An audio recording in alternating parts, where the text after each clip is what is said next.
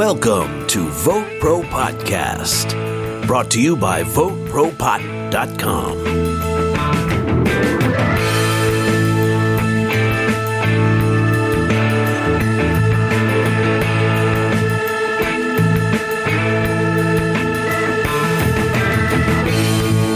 Well, hello, everybody, and welcome to episode 32. I'm Jay Britton. And I'm Andrew McCready's. And we're one man short today. Phil wasn't able to make it into the studio. He had some lame excuse. Something about his house burning down. Oh, boy. What a puss. God, how many times have I heard that one?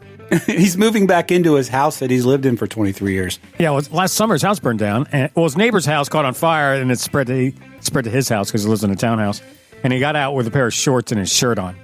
And, yeah. So thank God, all kidding aside, no one was seriously injured. And anyway, he's moving back in. They fixed his house. It's been 9 or 10 months. First off, we're going to dock Phil's pay. Absolutely. So, Andrew, you going to start us off with a story about New York. How Governor Cuomo, who was so anti-cannabis for so long, recently has flip-flopped on that. Now he's pro-adult use. And he's trying to fast-pace the legislation through. Now, one thing is happening is, turns out there's people advocating so the new laws will not allow people to grow at home. So home grow will be illegal. Now, as it turns out, the people that are advocating this are the big cannabis industries because they don't want the loss in revenue. Now, their arguments are this. Well, first off, they say that the home grow will make it impossible for the state to eliminate the black market. I think what we're seeing now with legal marijuana is that a lot of the black market, what they're doing is they're buying it legally from commercial growers and dispensaries and taking it to other areas and selling it on the black market. So a lot of the big percentage of or a percentage of the black market is commercial grown stuff. That's really gray market. Right, it's really gray market because they're buying it legally and then reselling it illegally. Now, the other big point about this, about home grow, I believe, is that growing pot at home is like making wine. You know, anyone could probably do it, but to do it well is difficult. And to get your hands on the good strains, to grow it without getting dust mites or mold or have a failure with your lights, and then all of a sudden, it screws up the flowering cycles and they go back into vegetative state. And it's just, it's really difficult. There's a lot to it. And I don't know anything about growing stuff. I don't have a green thumb, but it just from what I do know about growing weed, and I do know something about it, it seems a lot more complicated than growing, tomatoes or corn or something. Am I wrong? There's so much to it. Plus, you've got the curing and all that stuff, right, Andrew? Well, yeah, absolutely. Well, that's another big part of it. But the thing about it, if you live in a certain area, like the Emerald Triangle in California, you can put some seeds in the ground, you get a good strain, and come back, months and months, 6 months later, and you could have these Christmas trees that are beautiful. But a lot of people don't live in that area, Right. Either it's too hot, the conditions outside, the grow season is tough, and people don't know if you live in a northern latitude, you want to grow an indica because you don't have the time to grow sativa outdoors. So a lot of people are doing it indoors, and that's another whole host of problems. Mm-hmm. Is Cuomo against? Did I hear you right? No. Cuomo's not against it. He's more like he's not against growing it at home. The legislation he wrote up calls for home grow.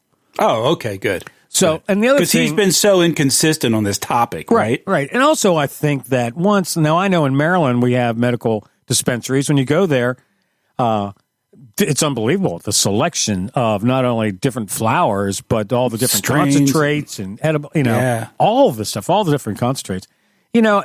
I think the connoisseurs are going to go, it's a lot easier just to go buy a bunch of different strains than committing to growing one strain, even if you have 4 plants, 4 different strains, And also, how much can you really grow at home? Unless you have 20-foot ceilings and, commercial I can understand. I can see them making regulations whereby you can grow so many plants, but you can't resell it. I understand that, but not letting people grow their own, that's insane. I don't get it. Well, actually, what they're doing here is saying they're allowing medical patients to grow their own. Oh, okay. Which is okay. I think that's probably a compromise. Yeah. But still, that's bullshit. It's a plant. Yeah. And if I want to grow a goddamn plant in my house for my own use, who's the government to tell me I can't do it? Who's behind that? Are you saying it's the cannabis industry? Yeah, it's big. It's big cannabis. Yeah, wow, because they want to sell it. Yeah, sure. it's just going to take away from the bottom line. Wow. You know. Well, that's freaking bullshit. And guess what? Welcome to the new reality. There's going to be big cannabis, and they're going to be in the industry. We got to let the legislators know that there's a place for artisanal growers, and small businesses, and especially because cannabis is so much like wine. There's all these little niches that can be filled by these small businesses, where the large businesses are going to have, they could, large breweries can still make a micro brew but it's not like the small brewery that really. Well, I can see sometime in the future where it'll be like farmers markets. Yeah, exactly. You get a permit to set up at a farmer's market, and you're allowed to grow 10 plants. So, like you said, you can create these kind of little individual niches. Products. Yeah, like craft beer. Only it's like craft bud. Well, I just think that they sort of overestimate the capabilities of the home grower. Big time. Now, if there's going to be some home growers that are going to grow for black market sales, they're going to be growing more than 6 plants. True. So and let's face it, you and I know something about trying to grow weed, and most people like us go, fuck it, that's a lot of work. I'm just going to go buy it. You know what I mean? In the long run, it is a lot of work. Do it right, you're going to have to spend a lot of money to do it right. I mean. And at some point, it's like, guys, it's just going to be cheaper to go buy it. Jesus. Yeah. Cheaper and better. You're just without having the expertise. Right. And I've talked to many growers and cultivators, and they'll tell you, they'll roll their eyes when you say, I grow my own in my house. And they say, shh. And also, more and more, the price is coming down all across. You see it. And they're offering sales and specials and stuff like that. So I really believe the average user is going to go, man, I'm just going to go buy it because I don't smoke that much, to need. And plus, I want a vape pen, and I want some concentrates, I want a flower, I want some edibles, I want a drink, and they're going to mix it up. Right. And if you want to grow your own and then start, making edibles or making juice for your vape. Right. Man, that's a full-time job. Nobody's going to do that. Now, there's some people that enjoy gardening. I could see, growing your own and maybe making your own, bubble hash or something. Something that's not, you're not going to blow your house up. I'd love to have a little greenhouse and grow some weed, but I'm not going to do it. It's illegal. I'm not going to risk that. And even if it was, it'd be fun. Well, I could say you would go. Here's what most people are going to do. They're going to go in there and get a bucket of dirt and throw a seed in it. And maybe a little more, and that's not going to really produce high quality. Then if you want to do it right, you have to get an air conditioner and a heater, a humidifier and a dehumidifier, and have them all going at the same time to make sure you have the perfect humidity and temperature. And then you have to get an airflow through it. Then you have to worry about your neighbors, so you have to filter your exhaust so you don't skunk up the neighborhood. And when all is said and done, you just spent $4,000 to grow a pound of pot, when you could have bought it for, a lot less, And you could have, instead of bought a pound of something, you could have bought 16 different ounces, 16 different strains, an ounce of each, I'll tell you, the other things that they're talking about, let's go through these quickly. They say the police can't tell the difference between commercial and black market and commercially grown. Now, I think packaging is going to, most people who buy commercial weed, it's not going to take it out of the container because it's mostly an airtight container. Right. And if they see it in a freezer Ziploc, well, guess what? That's not legal weed. Get a baggie with a Sharpie written on it. Right. Another argument is what it will affect the harm reduction that they're trying to do. It'll underestimate the goals that they set to keep pesticides and contaminants out of the weed. And my argument is, now you're worried about it, the health of people, Right. And then their next argument is that it will undermine the public health, which is, well, you just said that, And so it will, because it won't be tested or packaged or labeled correctly. Right. You don't know what you're getting. Right. And the last argument is that they're going to lose tax revenue. Now they're getting greedy with it. Yes, shocker. But again, they're overestimating what the home grower is going to do, I mean, I think it should be, to finalize it, all the regulations in each state where it's legal should allow a person to grow a limited number of plants for personal use, period. If you like what you hear, please reach out to us at VoteProPot.com, or you can write us at VoteProPot@gmail.com. And please like and follow us on Facebook, LinkedIn, and Twitter. Just do a search for VoteProPot. Yeah, I got an article here. It's based on an interview out of Bazinga.com by Andrew Ward, and he's interviewing Keith Strop, who we had on the show a couple weeks back. He's the founder of Normal, of course. Anyway, in an interview here, he's saying that 2020 should be a watershed year with regard to cannabis policies and their effect on the 2020 presidential hopefuls. It says, Keith quotes, "It certainly is a watershed year for those of us who work in marijuana legalization. I think you would be hard-pressed to find an example of where public policy has so overtaken the debate in just a couple of years." And that's so true if you think about, sort of, and maybe we're looking at it through tinted glasses, so to speak, because we're so involved in the legalization.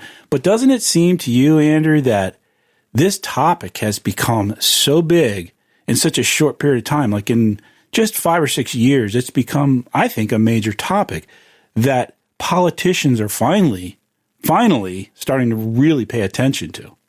Absolutely. I think what happened was when the polling all of a sudden started showing more than 50% of Americans were in favor of adult use, and at that point, they were like 75% were in favor of medical use. But now the polls are saying 66% are in favor of adult use, and over 95% are in favor of medical. I mean, you can't ignore that. And like every and we know politicians, they just love jumping in front of the parade or jumping on the bandwagon, Yeah. Now the article, it's interesting too, because several of these quotes are, I'm suspicious because they seem to come from our interview. But anyway, he says it's actually surprising that the topic didn't have more of a spotlight in 2016. If you look at the 2016 election, you have to really wonder if that was a certain mistake for candidates, particularly Hillary Clinton. Big time. Big time. And I was saying, because I was doing VoteProPot back then, and I was saying any Republican, if you got a moderate Republican out there who's going to come out pro-pot, is going to get votes from people on the fence, and even some people from the other side of the aisle are going to come over and vote for you. Because though what we're seeing, as a matter of fact, it was interesting this week on our Facebook page, we put a post up about Cory Booker, was it? About all these presidential candidates are now coming out in favor of weed, and the comments we got. We've learned a few things about it. One, that there are people out there that are going, I don't care who's in favor of it if I'm not going to vote for this guy. Really? I'm in favor for weed, but I'm not going to do it.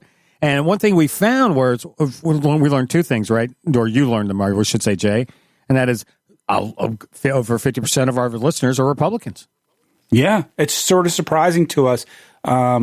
We have folks on our panel. Again, we're missing Phil today, but we kind of run the spectrum from left to right, and we try to be in the center with everything we cover as much as we can. We stick to the subject. Now we might talk about immigration as in regards to cannabis, but we don't get into debate about immigration. That's what we're not. That's what we're. All three of us will agree, I think, with the statement that this is not a right, left, Democrat, or Republican issue. It's a freedom issue. It's a liberty issue. It's about the government coming in and tell us what is, and we've talked about this a million times, what is and what isn't good for us. So that's where we all come together, the three of us, Andrew, Phil, and I. Even though we may look at politics differently, that's how we look at this topic. We're all in agreement, right? Right. And what we're seeing from the comments on our social networking is that people from Democrat Republicans are agreeing. But one thing I noticed this week, I was reading a lot of them, and there's some people on the far right that are pro-pot, and there's some people on the far left that are the pro-pot. Libertarians. I mean, we're talking way out there. I mean, what other topic can you say that about, Andrew? What other topic can you say that the far left, and the far right agree with each other? I can't think of one. So, that's interesting in and of itself.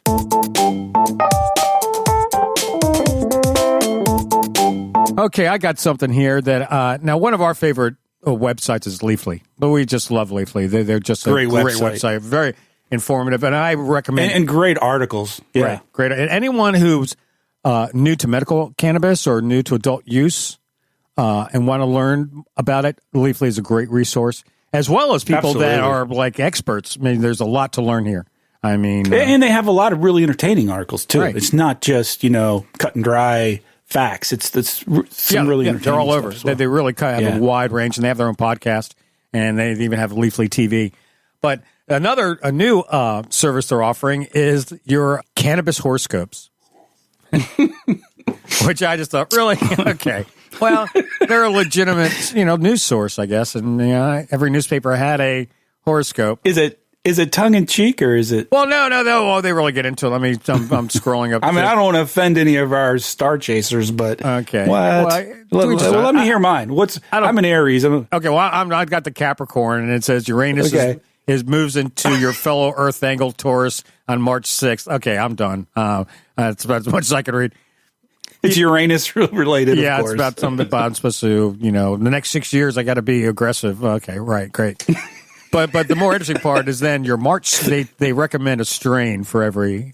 Oh, okay. And I see where this is going. Okay. Oh, so a commercial grower is sponsoring this. But anyway, it recommends that I use the hybrid Doctor Who because it boosts a heavy, earthy flavor with a grape and berry note. Anyway. Well, you're a big Doctor Who fan, so I'm a huge Doctor Who fan. I love Doctor Who. Man, it's the greatest show. Exactly. One of my favorite of all time. And has been for a long time. So it's just, I'm not. So what's mine? I'm Aries. What's mine? Aries? Okay. It says, beware this Mercury retrograde fire starter. Oh, man, you're a bad boy, huh? What the fuck does that mean? I don't understand any of these terms. Well, your Mercury is in retrograde, and apparently you're an arsonist. My cover is blown. You're a fire starter. I don't know. It just goes on. This one, they really get into the Mercury retrogrades and all that stuff. I don't know about our listeners, but I've completely lost interest. What I want a horoscope that says, play the lottery on Tuesday. Pick these numbers. That never seems to happen. Don't date blondes, Oh, but anyway, your strain is Yoda OG. Okay, I'll keep that in mind. Smoke, I will. Andrew, have you heard that Snoop Dogg is getting sued by the Toronto Maple Leafs hockey team? What? Yep. What did Snoop Dogg do in Canada? Apparently, Snoop Dogg has a brand that he's selling weed through, and it's Leafs by Snoops. And Leafs is spelled Leafs. And his logo is a maple leaf almost. It's supposed to be a weed leaf, but the Toronto hockey team has reportedly filed a motion against multi-talented entertainer Snoop Dogg for copyright infringement. Snoop has collaborated with Canadian cannabis giant Canopy Growth to develop and market a cannabis brand called Leafs by Snoop. And the hockey team contends that the name and logo are just too close to their own. Apparently, Snoop has been seen in videos going all the way back to like 1993 wearing hockey jerseys, and specifically, he's worn the Maple Leafs jersey in a couple of videos or something. I don't know. So Snoop is being sued. Now, the funny thing is, the crux of the case would appear to be what Snoop would stand to gain by associating his cannabis brand with the Maple Leafs. It's not like he would be riding their coattails to fame. As it turns out, Snoop has 17.6 million followers on Twitter, and the Maple Leafs only have 1.8 followers. So they've got to make the case that Snoop is using their logo and their copyright and their trademark to increase his, I guess to increase his market share or to piggyback on them, when the reality is it appears to be quite the opposite. He's got a lot more popularity than the Maple Leafs. Well, so is it that they can't tell the difference between a maple leaf and a pot leaf? Well, if you look at the logos, they are similar. And we have an article on our Facebook page, so you can go there and see the article. And they are very similar, the two logos. They're both leaves with and And the other thing is Maple Leafs, the team is spelled Leafs, which is, of course, the plural is leaves with a V. And Snoop uses the same vernacular. That's their other. Maybe I could see that, but not, unless the graphic is identical, you really can't. I don't think. Well, and on a side note, we've talked about he and Martha are getting together to work on some marketing stuff, right? Yeah. Well, Martha just announced this week she's coming out with a line of CBD products for dogs, and they're doing a pet line as well as some products for human consumption. And of course, we're referring to Martha Stewart, who is good friends with Snoop. Yeah, I think that is BFFs. That's a weird couple, man. I don't know. When you sort of, I first thought that, but then I saw an interview with the two of them, and I've seen interviews with them individually, and I get it, Yeah, they're cool. I like both of them. I think they're both cool she's people. not as prim and proper as you think. No, and he's not as rad. And he's like a serious, successful business guy, man. Snoop Dogg is a smart, brilliant guy, man, and a super incredibly talented artist as well. He is. I'll tell you, I admire him. Anyone? I do too. He's one of the people. I do too. As far as the way they handle the business of music and their personal business, man, he's like one of the best in the music industry. He's all sharp. genres. He's a really smart guy, man. Yeah. I've seen him on interviews. He really is, and I admire him a lot.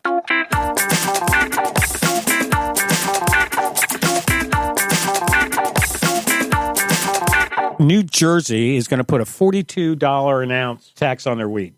Now, what that basically breaks down to is a $1.50 a gram, which may not sound like a lot, but now what's happening is even with the dispensaries are starting to compete with price a little bit because they're starting to fight for customers because it is a business and they got to get customers in there, and it's hard to do because they can't advertise or their advertising is so limited. Social networking, Instagram is closing down dispensary accounts all over the place. Yeah, yep. I heard Instagram even closed down the California State Marijuana Commission site. Oh, for God's sake! They said you're trying to promote illegal drug use. And sheesh. Anyway, so it's very difficult for them. So one of the ways that the dispensaries are doing is they're offering sales and specials, and I guess they. I think what they're starting to do more is they're starting to use text messaging because that can't get censored, and also I think Facebook groups will work well for them.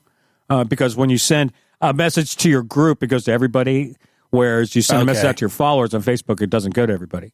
And the other thing is email. I mean, people are just going to start emailing. Yeah, that's how they can advertise. This is not the first story we've covered about these jurisdictions going nuts with their taxes, and and it makes it impossible to get weed away from the black and gray market because it's, if you're adding that much money onto the cost, pretty soon it's easier to go to the dealer and buy it, Right. So what happens if all of a sudden, you can get a ounce on the black market for $250, but at the dispensary it's going to cost you $450. Yeah, of course. I mean, everyone's going to be going to the black market. But if it's the difference between paying $250 and $275, yeah, that's true. I don't think it's going to be that big of a problem. But $42 an ounce, I mean, that equates to, what did I come up with? $1.3 million a ton, and with 2,000 pounds. And a lot of commercial growers, man, they're growing tons, When you think of that, that's like what, $20, $21, whatever it comes out to for a half an ounce. Yep. God, I mean, that's a big chunk of the cost of a half an ounce, Well, yeah, the dispensaries in Maryland, you get half ounce for $100. No, excuse me, for $200. No, $200. Yeah. So I mean, you're talking about 10%, and we'll see. We'll see how it goes, and I think these things will all level out over time. Right. Well, in California, they saw it. They really they overtaxed the crap out of it, and they've already started lowering that. We discussed that last week. But they're backing off. So we'll see. Again, I think they really underestimate the home growers in the black market. I think they're all going, I'm going to the freaking dispensaries. It's clean. I got my choice. There's sales. I mean, Yeah. And as opposed to, you go over to some guy's house, you sit there and play video game because you can't walk in and walk out. You had to sit there for a while, and Yeah, right. and so you got to play a game of pool or something, and visit with someone, which is okay if they're an old friend. Well, I think in fairness, there's a lot of cost involved, even for the jurisdictions. But one of the things, like you said, I'm willing to pay a little extra to know that it's been tested and there's not anything dangerous in it, to know where it's come from, that, it hasn't been sprayed with pesticides. But now in New Jersey, it's 12 cents a gallon tax on beer, and 85 cents tax on wine, and a $5 tax on a gallon of liquor. Well, what I think is ridiculous is that it's a set fee. I mean, why wouldn't it be a percentage? If you're buying $100 half or a $300 half, you shouldn't have to pay the same tax. It should be a percentage, Just do like they do and everything else, and just go, okay, there's going to be an added 3% luxury tax on whatever pot, it is. But don't do a 15% luxury tax or 20% luxury tax. That's crazy, Where does this cost occur? Is it paid by the consumer, or is it paid by the... That's interesting.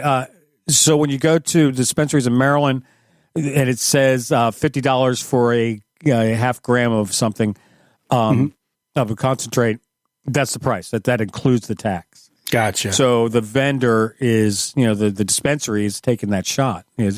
Gotcha. Sure. So they're not getting $50. They're putting whatever it is. So if you're in New Jersey or California or wherever you are, and they're trying to rape you with these taxes, get in touch with your legislators and let them know this is not what you had in mind. Be reasonable. We don't mind, of course, paying for the services that we get, which include testing and so forth we talked about, but not to be raped. So, Andrew, have you heard about this? Some scientists now have figured out a way to make THC without a plant. Have you read these articles? Yeah, something about they're modifying yeast. Yeah, exactly. And they're able to manufacture not only THC but CBD as well. Yeah, that's right. Now, this is from the Business Insider by Aaron Brodwin. Lab-made marijuana is coming. In a move that's expected to transform the marijuana and pharmaceutical industry, scientists at the University of California, Berkeley, announced on Wednesday, that's last week, that they had for the first time created cannabis compounds in a lab instead of by harvesting them from the plant. If the technique can scale, it could pave the way for making marijuana therapeutic components more quickly and efficiently for a fraction of the cost of the traditional methods. Using an increasingly popular approach known as synthetic biology, the researchers genetically engineered yeast to churn out a key component of the marijuana that's a precursor to the two best-known compounds, which are, of course, THC and CBD. So, I wonder how this is going to go over with, the pro-cannabis lobby and the people who use it, as far as it's really total genetic engineering. They're making this compound. Now, I can see the pharmaceuticals are going to do this because it's going to make – we both know that harvesting cannabis and making whether it's buds or extracts, it's a very expensive process. Now they're saying they're going to be able to make it in a laboratory without a plant, just creating – they'll be able to make hundreds and hundreds of times more of the concentrates for a fraction of the cost. So, from the they'll be able to make THC and CBD. I think what this breakthrough is going to be, it's not. I don't think you're going to see a CBD THC company open up making that. This is a technology they're going to advance. Because here's how I view it: the pharmaceutical companies, they need a product that is going to be consistent and safe. Yeah, and growing. Sure. Even the same strain in different conditions. Every plant's like a fingerprint. They're always going to be just a little different. They're going to be maybe 99.9% the same, but it's not going to be accurate. But that's not good enough for pharmaceuticals. It's got to be 100%. Yeah. So and other advocates are going, we need the whole plant. So what they're going to do now, they might be able to make CBD and THC and put it in certain products, but not all of it. It's not going to replace the industry, I don't think. And I still think it's going to be, you're going to have the pharmaceutical cannabis, you're going to have the adult use cannabis, and you're going to have the holistic, like GNC and health food store cannabis. And of course, the argument has always been, as we know, there's hundreds of compounds in the plant. Exactly. There's terpenes and there's so many different factors that different compounds combined and compounds that combine to create the efficiency of this as a medication. And when you just narrow it down to 2 compounds, yeah, you can make THC pills or CBD pills, but that's not, I think, what a big part of the market, if the consumers are looking for. Well, what the pharmaceutical companies are doing, and they're doing some research in Canada about this, is that they're taking the plant and they're extracting the compounds individually. So they'll be able to have, CBDN and CBDV and THCA and THC and all the different THCVs and 100 different compounds, and then put it all back together in a formula that would be like a whole plant, but in ratios that it's going to be effective for specific conditions. We've said this before. Right. So that's where I think this is heading. Yeah, I agree. But the issue here is that if they can make THC and CBD, they can probably make most of the compounds the same way. And what it's going to come down to is the pharmaceutical companies getting patents on this technology, and then they're going to be able to patent THC and CBD and any other CBN, CBG, all of the compounds that they want, and then they can repackage them in a pill form or whatever form they want, a nasal spray or whatever, and market it the way that the pharmaceuticals market everything else.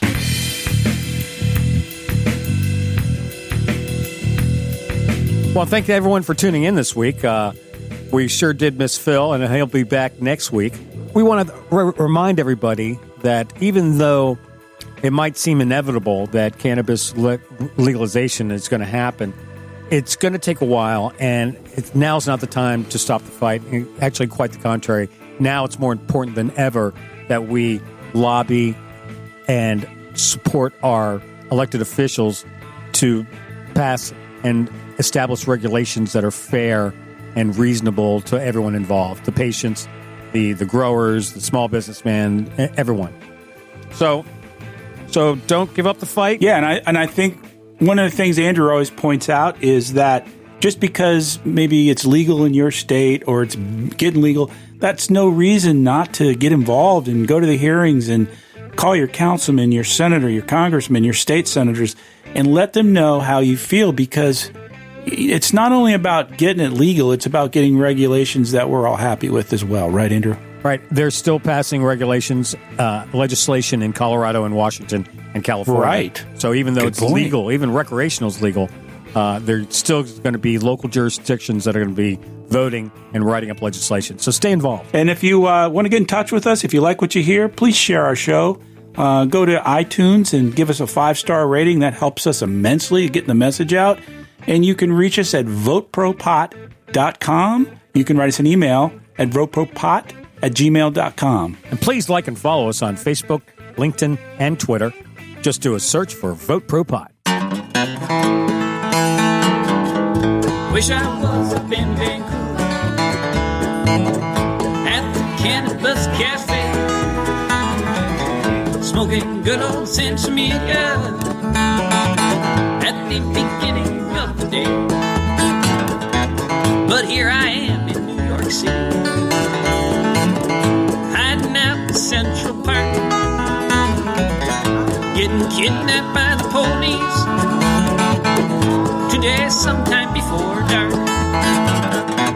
But I wish I was up in Vancouver at the Cannabis Cafe, smoking good old Sensimilla at the beginning of the day. The judge looked down upon me frowning. He said, "Kid, get on your way. Just don't start out your morning with espresso and a J." I said, "I wish I was up in Vancouver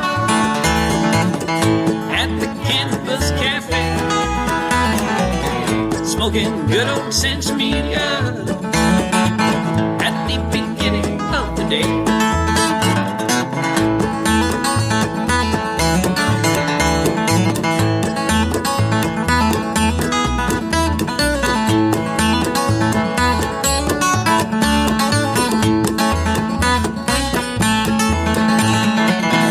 hitched on out to Portland.